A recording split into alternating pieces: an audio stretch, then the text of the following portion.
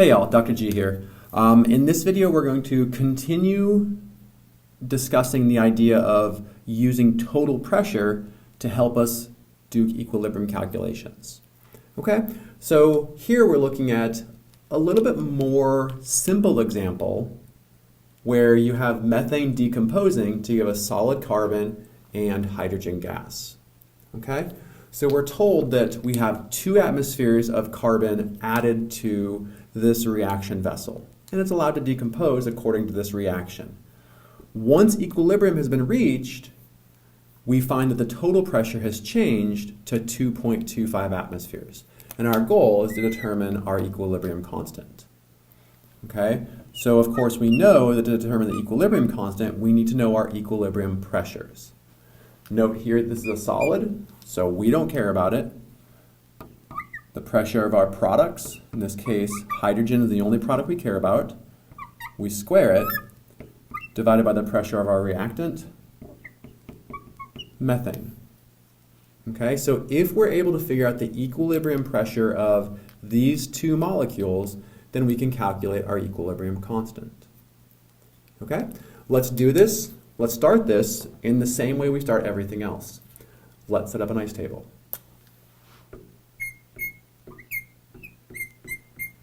One nice thing about this ice table is we just don't care about carbon, so we just ignore it. Okay, we are told that we have 2 atmospheres of methane, and we're told nothing about hydrogen, so let's assume that there's none there. Okay, the change is minus x for methane plus 2x for hydrogen.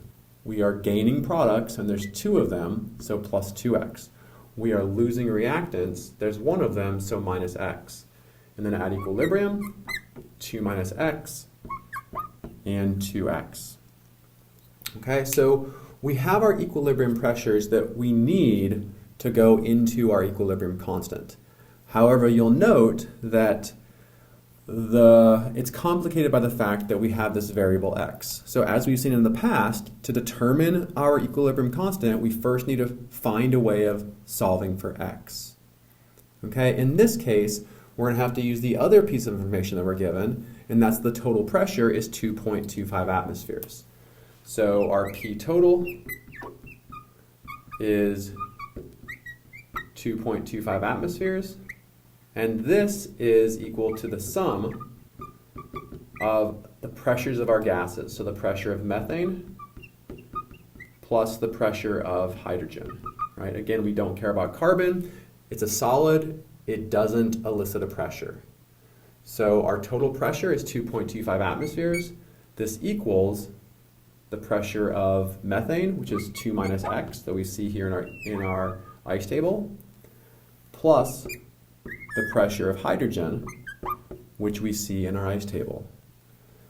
So this allows us to very conveniently adjust this in a way where we only have one unknown, x. If we simplify this, we have 2 minus x plus 2x, so this simplifies to 2 plus x. So 2.25 equals 2 plus x, so algebra tells us that x is equal to 0.25 atmospheres. This is a big step because now we know that x is 0.25, so 2 times x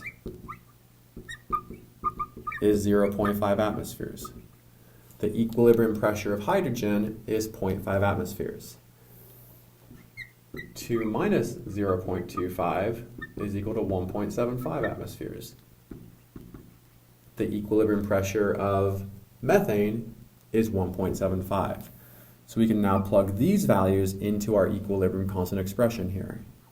So the pressure of hydrogen is 0.5 atmospheres squared divided by 1.75. And when you plug this into your calculator, you see that the equilibrium constant is 0.143.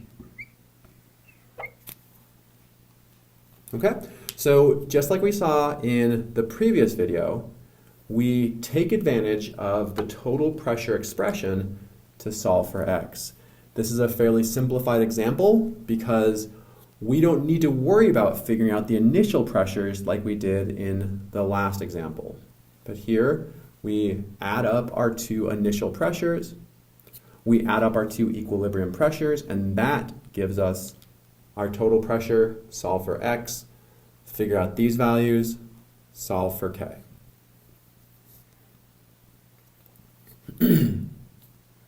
Okay, we'll do one more example in this video. I'm going to go ahead and erase the screen and write up a new example. Okay, welcome back. Here we see another example. Okay, so in this case we have nitrogen reacting with chlorine to make nitrogen heptachloride, NCl5. And we're told here that we have 1 atmosphere of each reactant and product. They're added to the reaction vessel, allowed to react, and then at equilibrium, we figure out the total pressure is 4.25 atmospheres. Our task is to determine K. Okay, so like these problems in the past, we start by setting up an ice table given and putting in the information that we're told here. We're told that initially we have 1 atmosphere of each reactant and product. Okay, so this matters because this is going to impact our overall ice table. The change, same as we've seen in the past. Let's go ahead and assume that it's minus 2x, so we're losing reactants, gaining products. However, in this case, we may see that it ends up being that the reaction is shifting back towards reactants, and that's possible. Right? We have no real way of knowing which way it's going to shift. So we lose reactants, we gain products. And then at equilibrium, we have 1 minus 2x, we have 1 minus 5x, and we have 1 plus 2x. Okay? So these are the individual pressures of our reactants and products at equilibrium. Just like we saw in the previous example, we can take advantage of our total pressure, which is 4.25, to allow us to solve for X. So I have my total pressure equals the sum of the individual pressures. 1 minus 2x plus 1 minus 5x plus 1 plus 2x. Okay? I have a single expression with 1 variable, so I can solve. I have 1 and 1 and 1. I have a minus 2x. I have a plus 2x, so those cancel, and I have a minus 5x. So this simplifies to 4.25 equals 3 minus 5x. Subtract 3 from both sides, I get 1.25 equals negative 5x. Divide both sides by negative 5. I see that x is equal to negative 0.25. Okay, so we got a negative x. And I kind of hinted at the fact that this might happen, right? The fact that we got a negative x means that despite the fact we set up our ice table assuming that the reaction is shifting to make products, in this case, the reaction is actually shifting to make reactants. So if we had set up a table where we had plus signs here and here, and a minus sign here, we would see that x is positive. But it does not impact our ability to solve for our equilibrium constant. X is just a value. Okay? So right here we have 1 minus 2x. Our x is negative 0.5. So this ends up being 1 plus 2 times 0.25. So 1.5 atmospheres. We have 1 minus 5x. So this ends up being 1 plus 1.25, so 2.25 atmospheres. And over here we have 1 plus 2x, so this is 1 minus 2 times 0.25, so here we have 0.5 atmospheres. Okay, use your calculator, convince yourself that these values are correct, but they are.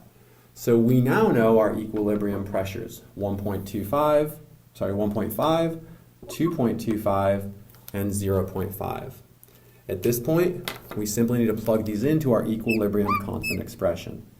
K is equal to the pressure of NCl5 squared divided by Cl5 divided by the pressure of nitrogen squared and the pressure of chlorine to the fifth. Okay, so we know our pressure of NCl5 is 0.5 divided by the pressure of nitrogen, 1.5, and the pressure of chlorine, 2.25 to the fifth.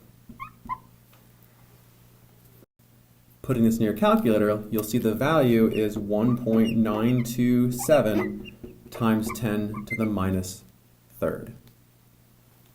Okay, so that's the final example I'll give here. Hopefully, through these three examples, you can see how we can approach determining our equilibrium constant using total pressure in a pretty straightforward way.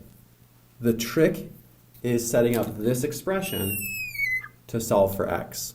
Once we've solved for x, it truly is just a matter of plugging x back in to each of these expressions, determining our equilibrium amounts, determining equilibrium constant.